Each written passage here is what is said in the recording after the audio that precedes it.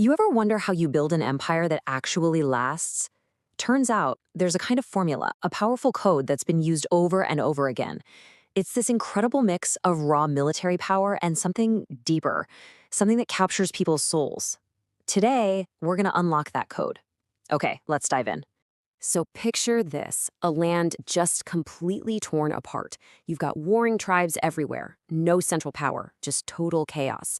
How do you take all that raw, messy energy and forge it into one unified, conquering empire? That's the big question, right? Sure, an army can conquer land. That's a given. But it can't conquer hearts and minds. To really, truly rule, to build something that endures, you need a totally different kind of weapon. You need a weapon of faith. All right, so our story kicks off way back in the 7th century, on the rugged, windswept plateau of Tibet. This is where a young king is about to stumble upon this imperial code for the very first time. So this is the scene. It's not a nation, it's just a patchwork of conflict. Power isn't in the hands of some king. No, it's held by local chieftains and shamans who followed this faith called Bon.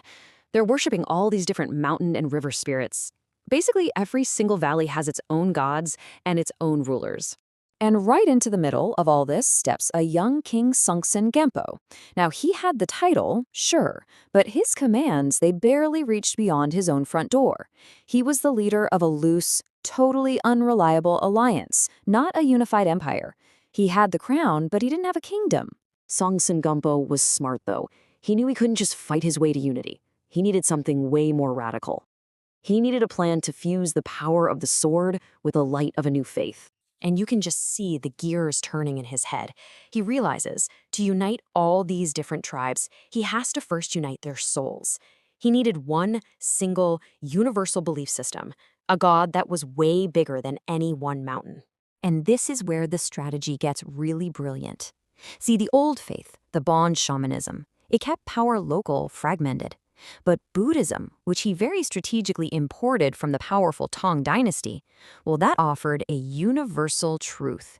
It taught that your loyalty belonged not just to your local chief, but to a higher spiritual authority, an authority the king could put himself right next to. And there it is. That's the empire's code. Two armies, working together perfectly. The first one, his actual soldiers, brought tribes under his control with force. But the second army, the army of faith, that's what unified their beliefs, cementing his control and pointing all their loyalty directly to him. And man, did this formula work. With this code in place, the Tibetan Empire just explodes onto the world stage. It fuels decades of brutal, non-stop war with the mighty Tang dynasty, all to control the Silk Road. Because, let's face it, conquest and faith, they're expensive. Every empire needs cash.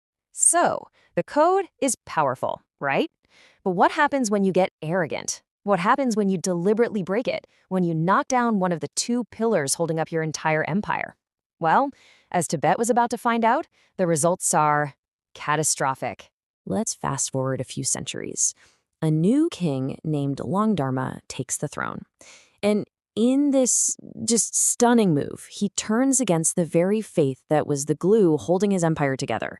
He starts persecuting monks, destroying monasteries, basically taking a sledgehammer to his own foundation. And just look how fast it all went south. Within 2 years of him attacking Buddhism, the king is dead, assassinated by a monk. And the second he died, the empire didn't just get weaker, it disintegrated. It plunged Tibet right back into a dark age of chaos and civil war that lasted for over 100 years. The code was broken, and so was the empire. For centuries, the code was just gone, a lost piece of political technology. But then, new players emerge from the grasslands up north, and they are about to rediscover its incredible power. Okay, so meet Altan Khan. It's the 15th century, and this guy is a Mongol warlord, an absolute beast on the battlefield. But he has one massive critical weakness. He's not a direct descendant of the great Genghis Khan, and in the Mongol world, that means you can conquer all you want, but you can never, ever truly rule. He needed a different kind of legitimacy. At the exact same time, a Tibetan Buddhist leader named Sonam Gyatso needed a powerful military ally to protect his school of thought. So when these two guys met, they both saw this incredible opportunity. It was a perfectly timed game where each one held the key to the other's biggest problem. This one sentence. This is one of the most brilliant political moves in all of history. In that single moment, Sonam Gyatso didn't just flatter Altan Khan. He gave him the one thing he desperately craved, a sacred link to the imperial past. He completely bypassed the need for a bloodline by offering him a divine one. And in return, Altan Khan gave Sonam Gyatso a new title, Dalai Lama, which means wisdom deep as the ocean. This whole pact was a reboot of that ancient code. You have military power, the sword, once again vowing to protect spiritual authority, and spiritual authority granting legitimacy to military power. Now, this rediscovered formula was about to change the entire balance of power in Asia forever. But it wouldn't be perfected by the Mongols. It would be perfected by a new, rising force from the northeast. And this brings us to the Manchus, led by the incredibly shrewd and calculating Huang Taiji. He watched the Mongols fight amongst themselves after their pact with the Dalai Lama, and he saw a golden opportunity.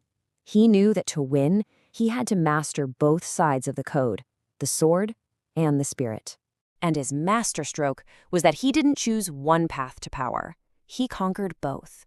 First, he physically captured the imperial seal, which was the ultimate symbol of Mongol secular rule. And then he secured the sacred, sending his people to Tibet to get the official blessing from the highest spiritual authorities there, the Dalai Lama and Panten Lamas. With both the sword and the spirit firmly in his hands, Huang Taiji declared himself Bogd Khan, the sacred Khan. He united the Manchu and Mongol tribes under a shared faith and a single flag, forging the coalition that would go on to conquer China and establish the mighty Qing dynasty. He hadn't just used the empire's code, he had perfected it. And this leaves us with a really fascinating question, doesn't it? The same code that built these incredible empires also planted the seeds for future conflict. When you have a spiritual power like Tibet and a secular empire like the Qing, and they both understand this formula of power and legitimacy, who's really in charge? That question would echo for centuries.